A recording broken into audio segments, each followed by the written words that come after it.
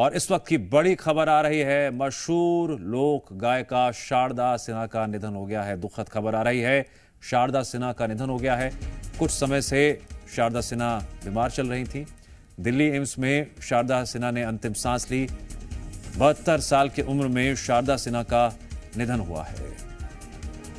जिंदगी के कई बसंत देखे, कई रंग देखे, और जब बात आती है लोक संस्कृति की तो बतौर लोक गायिका शारदा सिन्हा ने अपनी आवाज के जरिए उस संस्कृति को जिंदा भी रखा और लगातार लोगों तक पहुंचाया भी।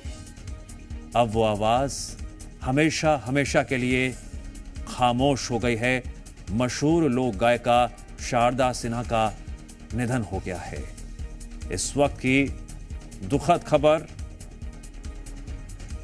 शारदा सिन्हा को नमन। अपनी जिंदगी में उन्होंने बहुत कुछ पाया, समाज को दिया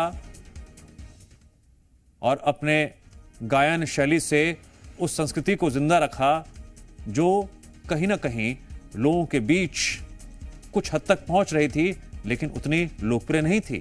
लेकिन शारदा सिन्हा ने लोकप्रियता का मुकाम छूते हुए लोगों के बीच, लोगों के दिलों में एक विशेष स्थान बनाया था।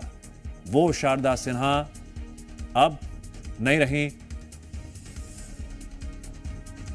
दिल्ली एम्स में शारदा सिन्हा ने अंतिम सांस ली।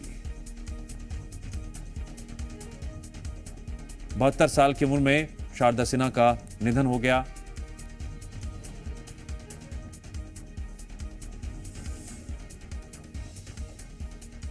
जो तस्वीरें इस वक्त आप देख रहे हैं उनकी जिंदगी से जुड़ी हुई, वो दर्शा रही हैं हंसमुख स्वभाव था, अपनी संस्कृति, मिट्टी की खुशबू उनके दिल में बसती थी, उनकी आवाज में बसती थी और वही आवाज लोगों तक लगातार सुरों के जरिए पहुंचती थी। वो आवाज अब थम चुकी है, उस आवाज पर अब विराम लग गया है। दिल्ली एम्स में शारदा सिन्हा ने अंतिम सांस ली। दुखद खबर। शारदा सिन्हा अब हमारे बीच नहीं रही। काफी लंबे समय से वो बीमार भी चल रही थी, उनका इलाज भी चल रहा था, लेकिन उन्हें बचाया नहीं जा सका और उससे कुछ ही देर पहले उनका निधन हो गया। नीतू झा जुड़ गई हमारे साथ। नीतू झा, जब बात आती है शारदा सिन्हा की तो लोक संस्कृति की एक अद्भुत छटा दिखाई भी, और अपनी जिंदगी में उन्होंने अपने गायन शैली से लोगों के दिलों में खास जगह बनाई।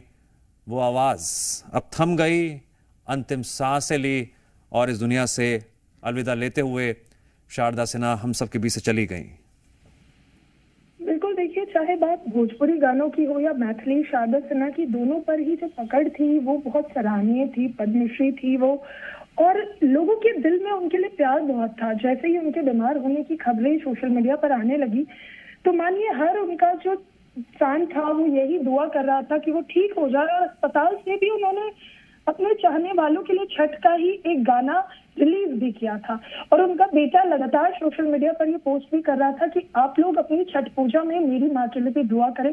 आज दिन नहीं, मेरे उनके बेटे अंशुमन से फोन पर बात हुई थी और लगातार हम हालचाल ले रहे थे, और तब उन्होंने बताया था कि उनकी माता की जो तबीयत है, माता जी की तबीयत अब स्थिर नहीं है, उन्हें वार्ड से वापस वेंटिलेटर में शिफ्ट कर दिया गया। और जब से शारदा सिन्हा के हस्बैंड की डेथ हुई थी, यानी मतलब उनके पति की डेथ हुई, तब से वो उस मेंटल स्टेट में भी नहीं थी। वो लगातार बीमार थी पहले से ही, लेकिन उसके बाद जो उनकी तबीयत थी वो और बिगड़ती गई। एम्स में उन्हें कुछ समय पहले भर्ती कराया गया। एक बार उनकी हालत स्थिर हुई, वो फिर बीमार हो गई। उसके बाद उन्हें वापस से वेंटिलेटर पर रखा गया और फिर स्थिर होने के बाद एक बार फिर बीमार होना। मल्टीपल ऑर्गन फेलियर भी इसके पीछे की एक वजह है, क्योंकि उनकी किडनी, उनके फेफड़ों ने भी अब काम करना बंद कर दिया गया था और लगातार उनके फेफड़ों में, यानी उनके लंग्स में ब्लड क्लॉटिंग हो रही थी, जिस वजह से उन्हें सांस लेने में भी दिक्कत हो रही थी। उनके परिवार वालों ने बताया है कि उनके प्लेटलेट्स बन नहीं रहे थे, यानी ये वो तमाम चीजें हैं जो उन्हें और बीमार कर रही थी। लंबे समय से वो बीमार तो थी, लेकिन हालत में सुधार था। लेकिन आज 9:20 पर अब एम्स की तरफ से पुष्टि भी हो गई है कि उन्होंने अपनी आखिरी सांसें ली है और फिलहाल उनके परिवार से संपर्क साधने की तमाम कोशिशें हो रही है, लेकिन उनके परिवार के लोगों का जो फोन है वो बंद है। ये बहुत दुख की घड़ी है, क्योंकि बात अगर हम शारदा सिन्हा की करते हैं, और देखिए छठ का त्योहार आज से लोक आस्था का महापर्व छठ, इसकी शुरुआत होती है, नहाए खाए है आज। और हम सब जानते हैं कि शारदा सिन्हा के बिना छठ अधूरा सा लगता है। शारदा सिन्हा ने छठ के इतने गाने गाए हैं, चाहे मगही में गाए हो, अंगिका में गाए, बज्जिका, बिहार की ये तमाम भाषाएं और बोलियां हैं, और हर भाषा बोलती है वो गाना गाए, ना सिर्फ बिहार की, बॉलीवुड की। जी, मध्य प्रदेश छत्तीसगढ़ की तरफ से शारदा सिन्हा को श्रद्धांजलि और नमन।